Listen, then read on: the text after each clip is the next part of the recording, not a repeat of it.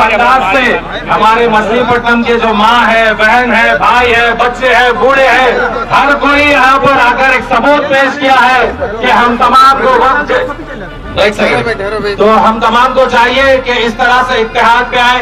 अब आप लोग जानते हैं कि जिस तरह से ये बीजेपी ने ये जो सेंट्रल हुकूमत ने बिल लाई है, वो बिल के जरिए दो काम उन्होंने किए हैं।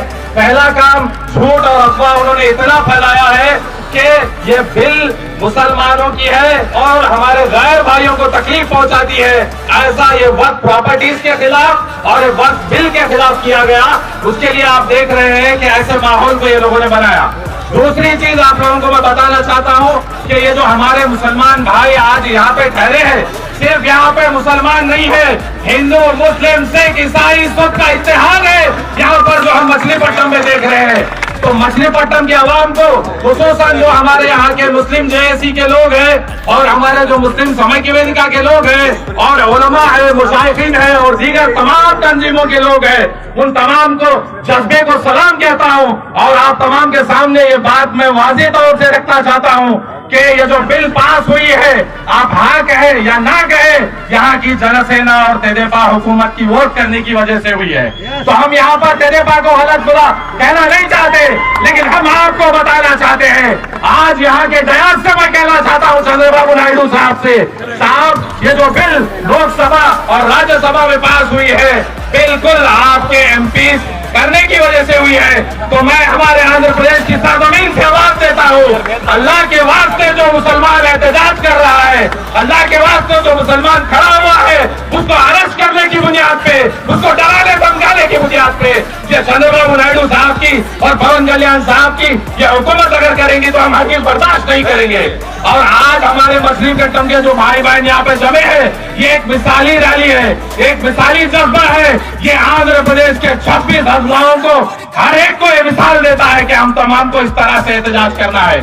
और मैं आपको एक बात आंध्र प्रदेश के हमारे मुसलमान भाइयों बहनों को बताना चाहता हूँ कि हम तमाम को हमारे सफों में ठहरे गद्दारों को भी पहचानना है। आप देख रहे हैं कि हमारे साथ कोई टोपी लगाए, कोई जुब्बा पहने, शेरवानी पहने, वो बताने की कोशिश कर रहे हैं कि वक्फ जो अमेंडमेंट बिल 2025 है वो 70% अच्छी है, 30% नुकसानदायक है।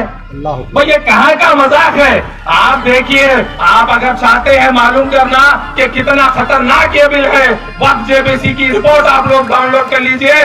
उसमें 12 एमपी ने अपनी जानिब से बताया है कि कितना खतरनाक ये जेबीसी के रिपोर्ट में वक्फ बिल खतरनाक साबित होने वाली है। ये हमारे मस्जिद, ये हमारे खबरस्तान, ये हमारे ईदगाह, ये हमारी तमाम जो प्रॉपर्टीज है, उन प्रॉपर्टीज का तहफ़्फ़ुज़ हर बच्चे बड़े के आखिरी खून के खतरे तक हमारा हक है। हमको लड़ना चाहिए, हमको आगे बढ़ना चाहिए। आप बता रहे कि बिल पास हो गई, राज्यसभा में हो गया, लोकसभा में हो गया, प्रेसिडेंट का एसेंट मिल गया। भाई कुछ भी मिल जाए या ना मिल जाए, यहाँ हमारा हिंदू, मुस्लिम, सिख, ईसाई भाई का इत्तेहाद है। आपने राज्यसभा लोकसभा में देखा है, मुसलमान एमपीओ से बढ़ के जो दीगर पार्टीज के एमपी है, उन्होंने बेहतरीन अंदाज पे बात किया। एक मुसलमान समझ सकता है वक्त क्या है, लेकिन हिंदुस्तान की ये खूबसूरती है कि आज यहाँ पे सीपीएम के, सीपीआई के, डब्ल्यूपीआई के और दीगर कई सारे पार्टियों के भाई मौजूद है। अल्लाह का वास्ता देके बता रहा हूँ हमारे भाइयों को जो बिल की तारीफ कर रहे हैं, वो खुलेआम या कुछ भी हो, चाहे वो तेदेपा के या फिर जनसेना के, मेरे भाई समझिए, ये कोई लीडर के खिलाफ नहीं है, ये कोई पार्टी के खिलाफ नहीं है, ये दस्तूर को छीना जा रहा है, उसके खिलाफ हमें, ये मुसलमानों के हक को छीना जा रहा है, उसके खिलाफ हमें। आज ये मछलीपट्टनम की जो रैली है, यकीन मानिए तारीख गवाह है, तारीख गवाह है। यहाँ पे एक एक आदमी जो शामिल हुआ है, अल्लाह उसको वक्त की प्रॉपर्टीज हम बचाने में, तुम कहाँ थे इसके वक्त में बताएगा कि मैं मछलीपट्टनम में, मैं ये सेंटर में मौजूद था और हमने एहतजाज किया। आखिर में मैं बताऊंगा कि जो मुस्लिम जेएसी के लोग हैं, माशाल्लाह काफी अच्छा इंतजाम हुआ है। ये इंतजाम में हमारे जितने भी भाई मौजूद हैं, उन तमाम का शुक्रिया अदा करते हुए, खुसूसन ఈ వక్ఫ్ బిల్ గురించి ఏదైతే హిందూ ముస్లిం సిక్ ఇసాయి భాई भाई అని ఐక్యతతో పోరాడుతున్నారో వాళ్ళందరికీ మరొక మారు కృతజ్ఞతలు తెలుపుతున్నాను। हमारे उलमाए मसाइखीन के सामने एक अशार कहते हुए मेरी बात को खत्म करूंगा। आज हालात ऐसी है कि बीजेपी से डरा रहे हैं। मैं कहूंगा इज्जत नफ्स किसी शख्स की महफूज नहीं, अब तो अपने ही निगहबानों से डर लगता है। इज्जत नफ्स किसी शख्स की महफूज नहीं, अब तो अपने ही निगहबानों से डर लगता है। डंके की चोट पर जालिम को बुरा कहता हूँ, डंके की चोट पर जालिम को बुरा कहता हूँ। मुझे मोदी से, अमित शाह से, बाबू से, पवन से नहीं डर लगता है। जज़ाकल्लाह।